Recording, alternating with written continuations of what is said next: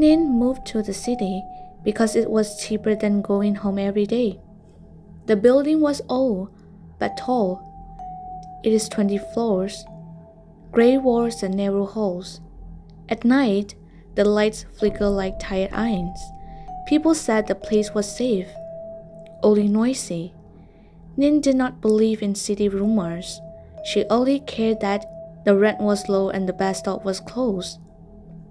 Her room was on the 12th floor. The lift often broke, so Hnin used the stairs most of the days. She counted the steps without thinking. By the time she reached her floor, her legs burned and her breath came out thin. Still, she liked the quiet. No one talked in the stairwell. No phones rang. No children ran. Too quiet, maybe. On her first night, Hnin noticed something strange. Across the street stood another building. It was taller, darker, and clearly empty. Broken windows, peeling paint, no signboard. Everyone said it had been abandoned after a fire years ago. Yet, one room always had its light on. Every night, same floor, same window, white light, no movement.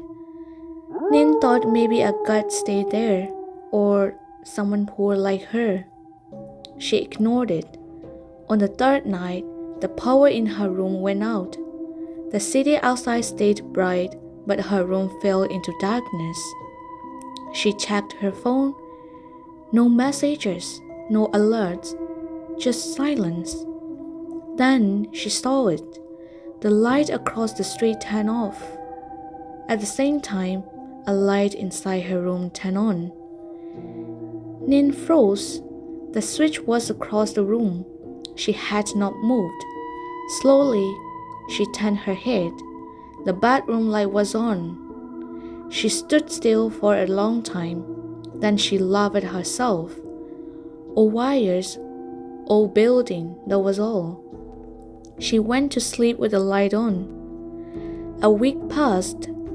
Hnin returned home late one night. Rain soaked the street. The lift was broken again. She climbed the stairs holding her phone for light. At the 10th floor, she heard footsteps above her. It was slow and bare. Someone was walking down. Hnin stopped. The light from her phone shook. The steps stopped too. She waited. Nothing.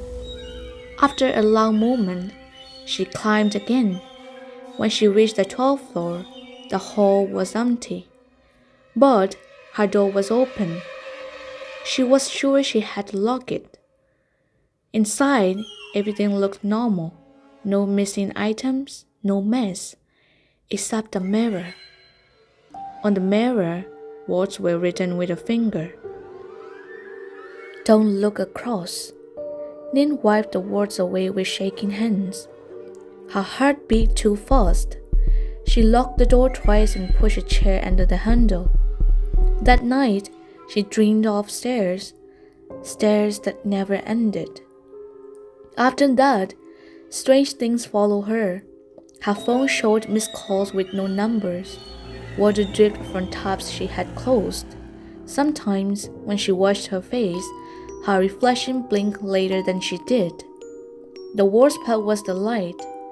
Every night, at exactly 2:17 a.m., the light in the abandoned building turned on, and every night, something in her room answered.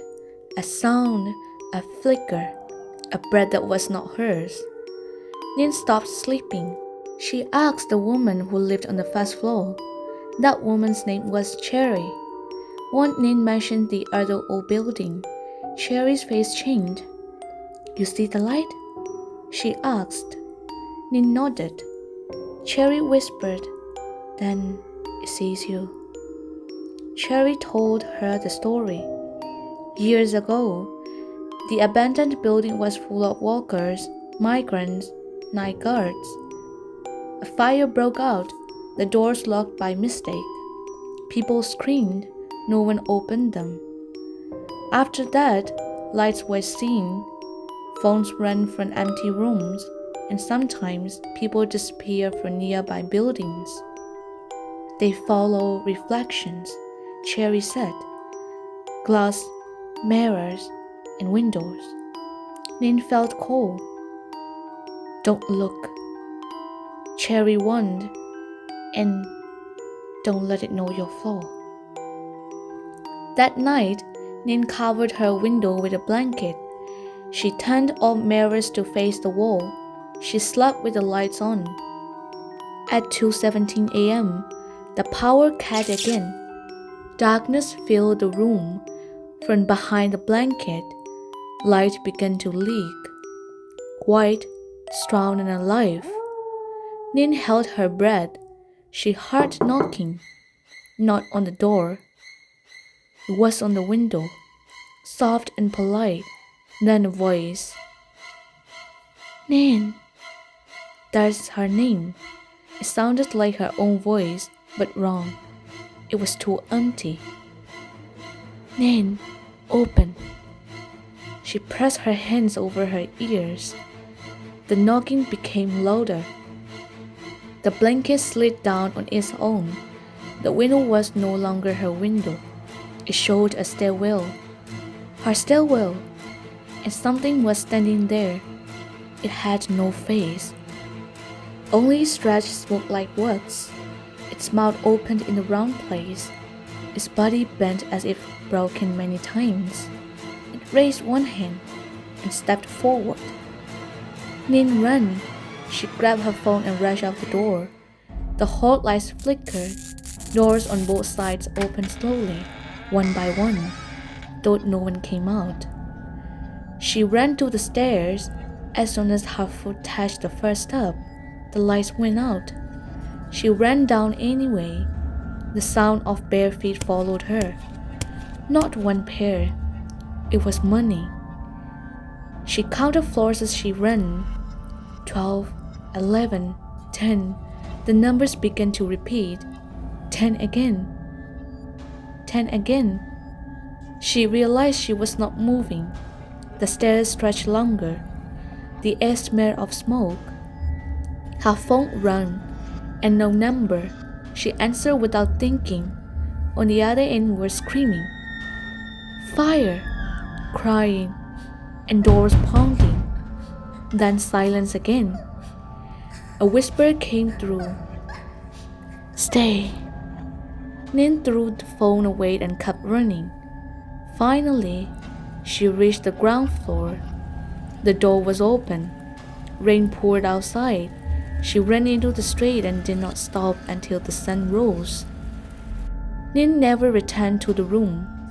She stayed with a friend far from the street. She changed her number.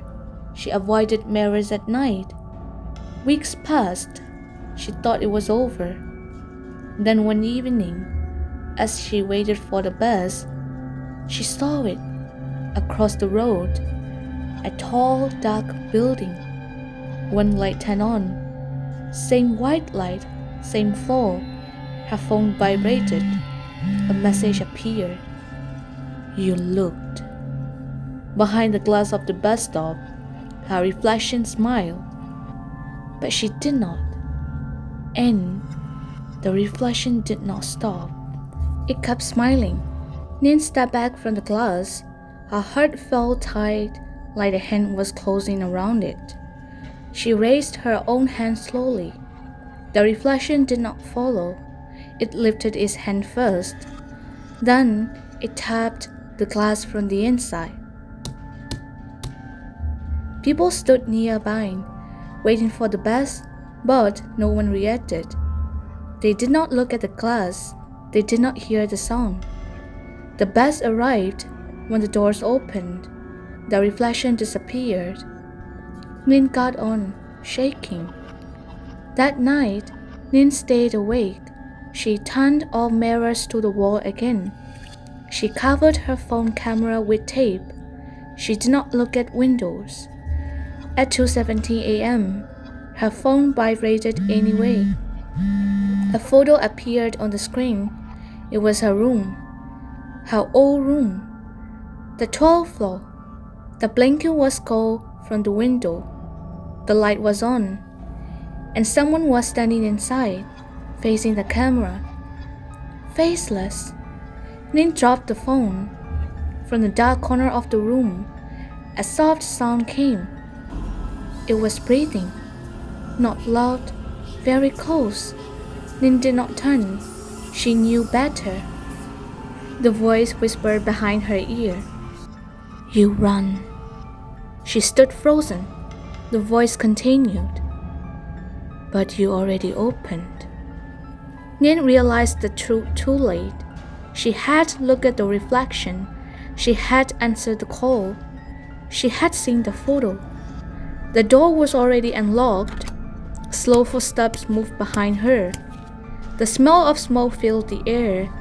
Her room felt smaller. The walls seemed closer. The light of a flickered, then turned white. Not warm white. Cold white. The same white light. A shadow passed in front of her. Then another. Then many. They did not touch her. They walked through her. Each one colder than the last. Each one leaving something behind. Memories that were not hers. Locked doors, burning skin, hands pounding on glass. Hnin screamed, but no sound came out. One morning came. The room was quiet. Too quiet. Hnin stood up slowly. Her body felt light. Too light. She walked to the window. Outside, the city moved as usual. Cars, people, and noise. Across the street, the abandoned building was gone. In its place stood a new apartment. Clean walls, fresh paint, and bright windows. One room already had its light on. On the 12th floor, Hnin raised her hand to the glass. Someone outside the building stopped and looked up.